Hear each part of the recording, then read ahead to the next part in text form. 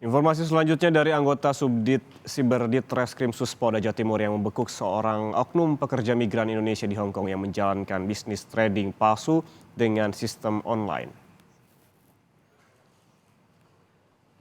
Perempuan pekerja migran di Hong Kong nekat menjalankan bisnis palsu berupa trading yang diberi nama Arfa Forex Trading melalui sistem online. Modus pelaku asal Lumajang yakni mengiming-imingi korban yang juga pekerja migran dengan keuntungan hingga 20% per minggu. Total 250 korban yang tertipu dengan kerugian mencapai 3,4 miliar rupiah.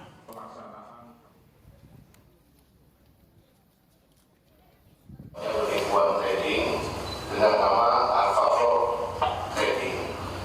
Nah, hal ini dibuat oleh pelaku karena yang bersangkutan dulu pernah bekerja pada majikannya yang memang majikannya ini kerjanya adalah trading, dan pelaku ini ingin mencoba meniru apa yang sudah dilakukan oleh majikannya dulu.